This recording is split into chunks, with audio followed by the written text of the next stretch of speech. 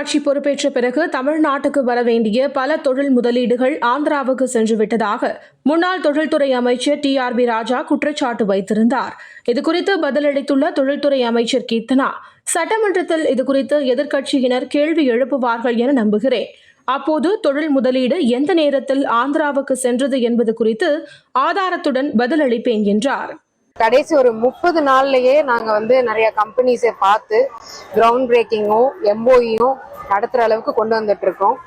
அவங்க சொல்ற அந்த ஆந்திராக்கு பேச்சுன்னு சொல்றாங்கல்ல, அதுக்கு ஒரு தக்க பதிலடி கொடுக்கிற மாதிரி இங்க வச்சு நான் பேசாம எல்லா இடத்துலயும் நம்ம சொல்லிக்கிட்டே இருக்கக்கூடாது. கரெக்டான ஒரு மேடை இருக்கிற இடத்துலதான் அதை பேசணும்.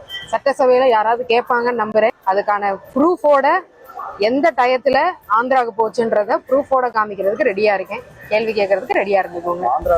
சட்டப்பேரவை நிகழ்வுகளின் நேரடி ஒளிபரப்பு நிறுத்தப்பட்டது தனக்கே தெரியாது என்று அமைச்சர் ராஜ்மோகன் தெரிவித்துள்ளார். ஏன் நேரலை நிறுத்தப்பட்டது என்பது குறித்து அதிகாரிகளிடம் கேட்டுள்ளதாகவும் நேரலை தொடரும் என்றும் அவர் தெரிவித்தார்.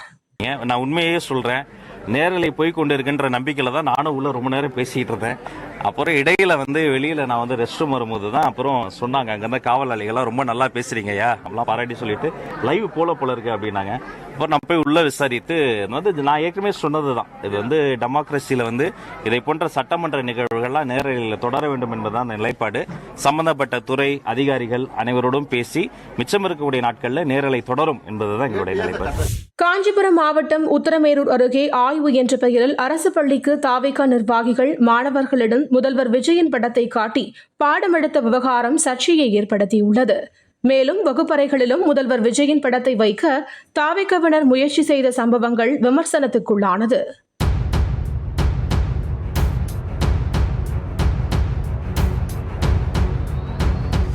கடந்த திமுக ஆட்சியில் கொண்டுவரப்பட்ட நான் முதல்வன் திட்டத்தின் பெயர் மாற்றப்பட்டது குறித்து கருத்து தெரிவித்துள்ள திமுக தலைவர் மு.க.ஸ்டாலின், நீங்கள் நான் முதல்வன் சோசியல் மீடியா பக்கங்களின் பெயரை மாற்றலாம், அதிலிருந்த பதிவுகளை டெலிட் செய்யலாம்.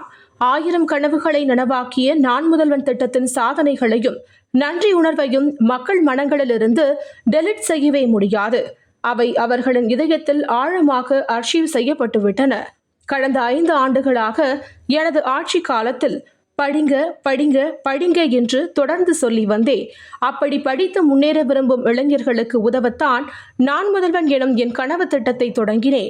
அதனை முடக்குவது தமிழ்நாட்டு இளைஞர்களின் வளர்ச்சியை முடக்கும் செயலாக அமைந்துவிடும் என்றார். பனையூரில் உள்ள தாவேக அலுவலகத்தில் இன்று மாற்றுக் கட்சியினர் தாவேகவில் இணையும் நிகழ்ச்சி நடைபெற்றது. இந்த நிகழ்ச்சியில் பங்கேற்ற நடிகர் மன்சூர் அலிகான், இயக்குனர் RV உதயகுமார் உள்ளிட்டோர் தாவேகவில் இணைந்தனர்.